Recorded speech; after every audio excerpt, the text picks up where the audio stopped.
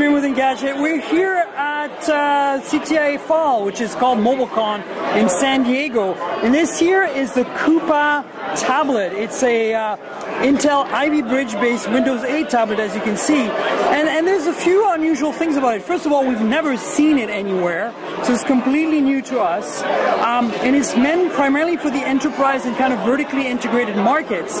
What's interesting about it is that it's kind of a modular design. So let me show you around a little bit. As you can see, there's a battery here. It can be unlatched, and this battery just pulls out and it can be replaced. You can see also these little slots that are normally covered with rubber pieces, and they would host like some sort of modular accessory like a card reader or something like that. And then you have another one on the other side, so you can create a more modular design on either side. You also notice there's a bunch of ports here, 2 USB 3, 1 HDMI, microphone, headphone, and this looks as either a SIM slot or a micro SD card slot. I think it's SIM.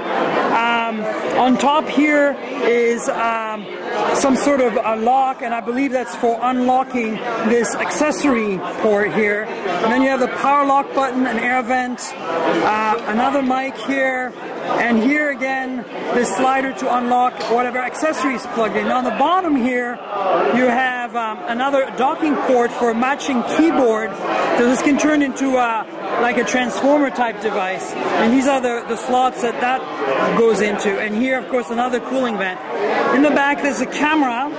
Not quite sure the resolution of this camera, but here is of course a cooling fan, because in here you'll find a Core i7 processor, and as you can see it's pretty snappy. It's a 1920 by 1200 display, so pretty high res. It was 10-point multi-touch and a Wacom digitizer. Fingerprint readers here. This is your standard Windows button, so you know if I go into Internet Explorer, you actually look. We're surfing Engadget here. We've done some pinch to zooming. As you can see, everything is super slick and smooth. If you hit this, you're back into the start menu. These are programmable buttons. They aren't assigned to anything right now. You can see some status lights here for wireless and battery. That's the general design of this. So what's inside? Core i7, 4 gigs of RAM, 64 gig SSD. But this is again kind of an ODM design. The company Kupa is planning to really make this available to enterprise and vertical markets, and potentially become an an ODM for this device, so others can go on and take it on. So this is basically it. There's also front-facing cameras you can see here.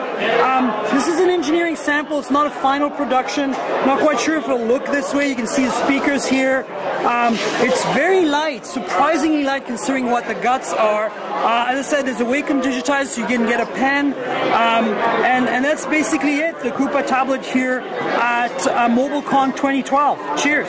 So the other thing we want to show you is for this Kupa tablet is the transformer-like dock. So the device will just dock like this. This is not a working functional prototype, but it'll dock like this, and of course become a sort of a notebook type design. But let's show you around what we have here. This has actually got a battery inside of it, so it's very similar to what Asus has done with Transformer Prime.